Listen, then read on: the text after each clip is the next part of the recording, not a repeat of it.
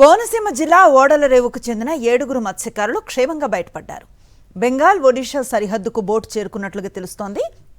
ఈ నెల 3న ఓడలరేవు నుంచి కొపరాతి రామకృష్ణ ఆధ్వర్యంలో మత్స్యకారుల బృందం చేపల వేటకు వెళ్లింది. మొదటి రోజు కుటుంబ సభ్యులతో మాట్లాడిన వారు ఆ తర్వాత సముద్రంలో సిగ్నల్స్ అందకపోవడంతో కమ్యూనికేషన్ నిలిచిపోయింది. దీంతో వారి కుటుంబ సభ్యులు తీవ్ర ఆందోళనకు గురయ్యారు. వెంటనే రంగంలోకి దిగిన మెరైన్ పోలీసులు, కోస్ట్ గార్డ్ గాలింపు చర్యలను చేపట్టాయి. చివరికి 23 రోజుల తర్వాత మత్స్యకారులు సేఫ్గా బయటపడ్డారు.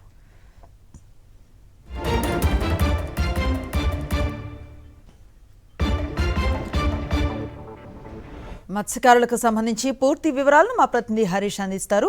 హరీష్, మొత్తం మీద మంచి వార్తగా కనిపిస్తోంది. వీళ్ళు ప్రమాద బారిన పడలేదు, జాగ్రత్తగానే ఉన్నారన్న విషయం. వారి కుటుంబాల్లో ఎలాంటి ఉత్సాహం కనిపిస్తోంది ఈ వార్త తెలిసిన తర్వాత? వివరాలేంటి?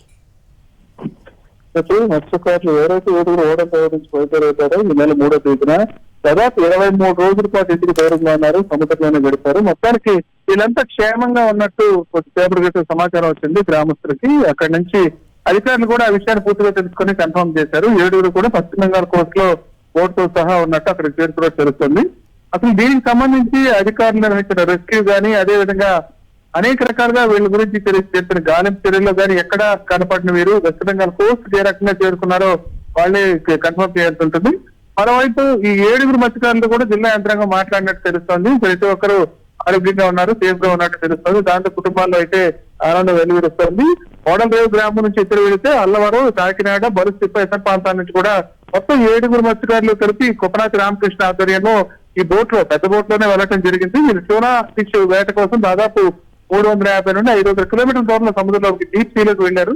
సాధారణంగా ఒరిస్సా దగ్గర పారాదీప్ వరకు వెళ్లి వెనక్కి రావడం జరుగుతుంది. 10 రోజుల్లోనే ఈ కార్యక్రమం పూర్తవ్వాలి. అయితే బోటు గమ్యం చేరకుండా వేరే డైరెక్షన్ లో వెళ్తాం రకరకాల సమస్యలతో వెళ్ళినట్టు తెలుస్తోంది. దాంతో వెస్ట్ బెంగాల్ కోస్ట్ వరకు చేరుకుంటే గానీ తీరం వాళ్ళు కనబడే పరిస్థితి లేదు.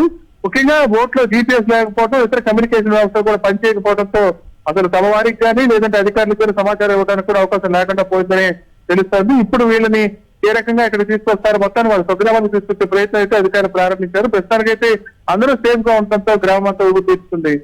Right, thank you.